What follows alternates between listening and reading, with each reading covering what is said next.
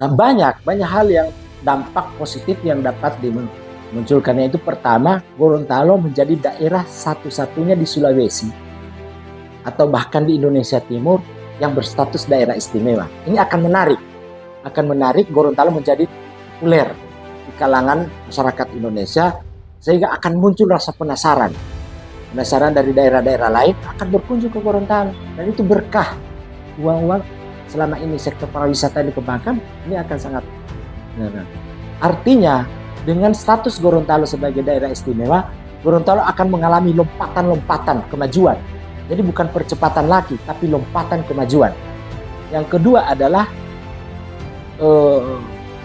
akan ada sistem nilai yang saling melengkapi, yakni kelemahan sistem pemerintahan NKRI yang ada di daerah-daerah akan ditutupi atau dikompensasi oleh kelebihan sistem nilai kearifan lokal yang ada di Gorontalo, sehingga akan semakin memberikan penguatan, saling memberi penguatan antara nilai-nilai kearifan lokal dengan sistem nilai NKRI itu berjalan beriringan, sehingga akan terjadi lompatan kemajuan yang cukup signifikan bagi Gorontalo. Yang ketiga adalah bicara tentang anggaran. Kalau saya lihat dari berbagai literatur disebutkan bahwa daerah istimewa itu memiliki anggaran khusus, anggaran tersendiri.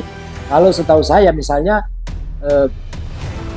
daerah istimewa Aceh atau daerah istimewa Yogyakarta itu setiap tahun ada anggaran 3-4 triliun untuk statusnya daerah istimewa. Itu dari pusat.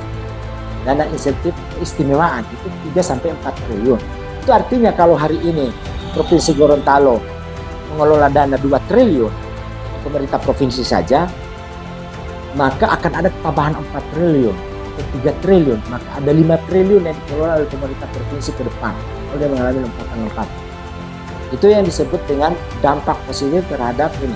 Yang ketiga adalah eksistensi adat dan budaya Gorontalo sudah otomatis akan tetap lestari, sehingga tujuan berprovinsi pada awalnya itu disebut infrastruktur, meningkatkan pelayanan dan mempertahankan jati diri Gorontalo, justru dengan status daerah istimewa akan tetap berlangsung, akan tetap lestari, karena sistem kelembagaan adat, sistem pemerintahan adat itu tetap berlangsung sampai ke dusun-dusun, ke desa-desa.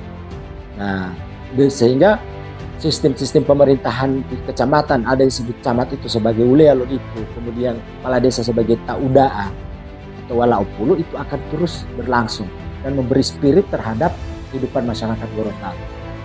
Jadi kita berharap bahwa Gorontalo sebagai daerah istimewa ini menjadi konsensus bersama bahwa kita memang fakta sejarah tidak bisa dipungkiri bahwa kita adalah satu-satunya daerah di Indonesia yang telah memproklamasikan kemerdekaan Indonesia. Yang kedua, kita adalah daerah yang satu-satunya di Indonesia yang sudah memiliki pemerintahan nasional sebelum Indonesia merdeka.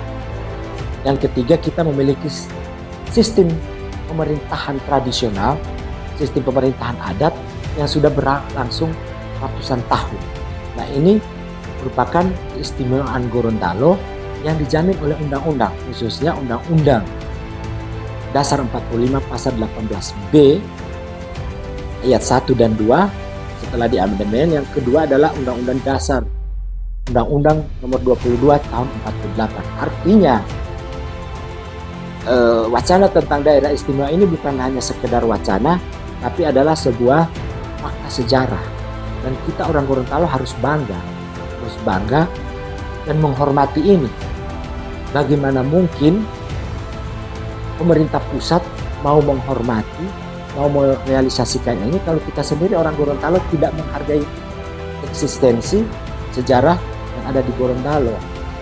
Nah, itu yang Nah, oleh karena itu kita berharap agar seluruh elemen di masyarakat, mulai dari pemerintah, DPRD, masyarakat, harus bergerak bersama, menyatukan konsep, melakukan menyusun konsep untuk menjadi konsensus bersama seperti apa keistimewaan Gorontalo. Karena daerah istimewa ini Memang kita tidak bisa memaksakan harus terrealisasi dalam 1, 2, 3 tahun ke depan, tetapi paling tidak mungkin 5 tahun, 10 tahun ke depan. Dan ini butuh proses. Tetapi paling tidak orang Gorontalo sendiri yang harus merasa bahwa daerahnya adalah daerah istimewa. Mestinya dengan kemerdekaan yang diraih oleh rakyat Gorontalo, yakni 3 tahun lebih dahulu dari proklamasi kemerdekaan Republik Indonesia pada 17 Agustus tahun 1945, Gorontalo layak mendapatkan penghargaan dari pemerintah pusat, seperti menjadikan status Provinsi Gorontalo ini sebagai daerah istimewa Gorontalo.